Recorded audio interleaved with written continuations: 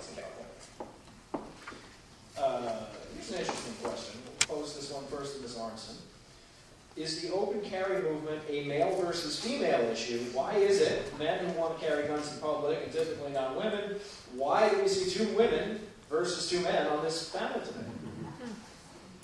That's a very good question. And the answer is yes, it's a male versus female issue. And the polls show that out. The poll that the Brady campaign had shows that on a male versus female, strong feelings of feeling that open carry is unsafe, the women are in the high 60% on that. So it is a male versus female issue. I think, and I'm not a psychologist, but I think that women innately or inherently recognize male-dominating behavior. And this kind of behavior is male-dominating behavior. The message is, whether conscious or unconscious, you better do what I say or else.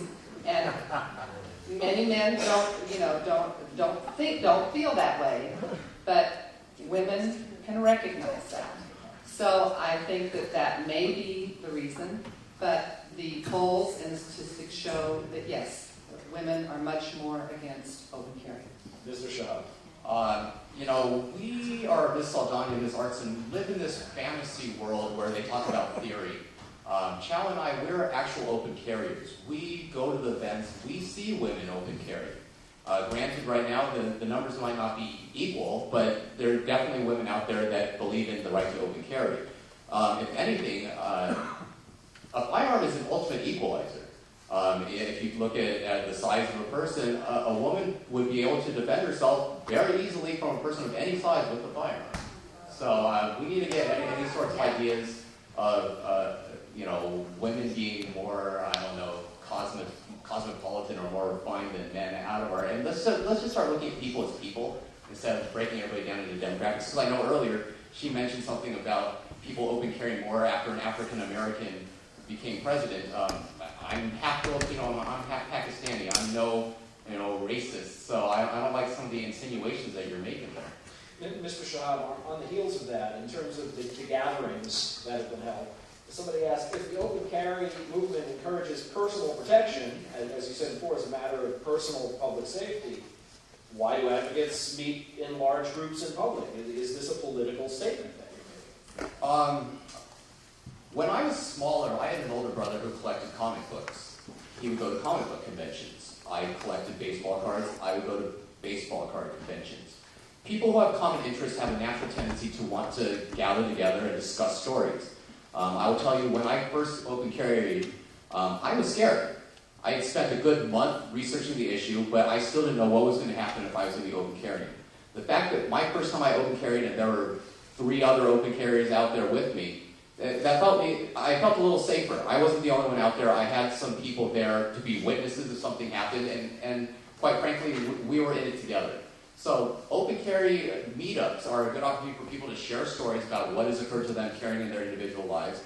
And it gives an opportunity for new people to experience what's going on, pick the brains of some of the more experienced people, and have their questions answered so they can feel confident to be able to go forth and carry on an individual basis in their daily lives. Assemblywoman Saldana. Well, to carry the analogy of collections, there are many handgun collectors. There are many people who enjoy collecting guns because they like the technology of the weapons, they like the history of the weapons, and it has only been recently that people show up not to compare guns per se, not to do the comic book collection or the other collection as was referenced.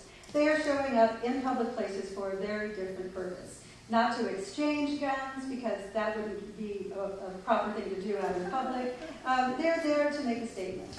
And whereas having a gun, they're saying, equalizes the situation. That's only true if you likewise are carrying a gun. So if you are not carrying a gun and you are out in public and you see someone openly carrying, it is not an equalizing situation. It is an intimidating situation for someone who has no way of knowing what is that person's intent, is that gun loaded, and why are they out here in a place that for most people doesn't appear to require that safety measure. Mr. Chang, briefly. So, to address Ms. Saldana's, statement, then if it's a situation where you, I'm sorry, Thank you. Assemblywoman Saldana's statement, Thank you. excuse me, then if, in order to address that statement, if you feel intimidated, then I would recommend that you do some research and get some training and, go to the gun range and get yourself familiar with the firearm. And as far as the assertion that men and women, the difference between men and women, is it a men versus women issue? I'll tell you, I don't understand this argument, because I'll tell you, according to our own federal government's Department of Justice National Crime Victimization Survey, Lawrence Southwick, the author, found that women offering no resistance to attack are 2.5 times more likely to be seriously injured than if they were to resist with a gun. Okay? This is our own federal government statistic. This is not something that the pro-gun lobby is making up. This is our own federal government statistic. Okay? You just got to be educated about this and really understand that lawfully armed citizens reduce violent crime. You're listening to the Commonwealth Club of California radio program. Today we're talking about the growing debate about the right to openly carry guns in public and laws that already allow this in communities in California as well as across the country. Our panelists are Adnan Shahab, Republican candidate for State Assembly and open carry advocate; Karen Arnson, California Chapter Services Coordinator for the Brady Campaign to Prevent Gun Violence; Chang, Press Secretary for the Responsible Citizens of California; and Lori Saldana, California State Assembly member and author of AB 1934. Question from the audience. Let's start this one with Mr. Shahab. If even the police misuse of guns, as we're seeing right now in the BART shooting, the Oscar Grant, Johannes Messerly case, is an issue, why should we move toward having more guns in public rather than fewer? Okay, so in the situation with that BART police officer, he acted inappropriately and now he's facing the consequences. From what you're telling me is, if you want to eliminate guns, then the logical conclusion would be to take guns away from police officers, and I don't think we're going to do that. So we need to start working in this realm of theory and giving these what-if scenarios and deal with reality. Gun owners are some of the most responsible people. If you look at the statistics, they don't commit crimes as much as the general population. So don't demonize gun owners as being these menaces to society. Assemblywoman Saldana on that? Well, the case has just started. Whether or not the officer acted inappropriately or thought he was reaching for a taser when in fact he pulled out a handgun, all of that is being sorted out currently. But it does indicate when the adrenaline is flowing, when tensions run high, even trained law enforcement officers make mistakes in the heat of the moment. And so, again, going back to why in the world would someone want to carry a gun and put themselves and the people around them at risk for that type of situation to occur? Ms. Arnson, you got something to add? I was going to say basically the same thing, but I also wanted to comment on the meetups as being political events. They very much are political events because these folks go out of their way to call the media, ask the media to come and cover them, and then try to provoke.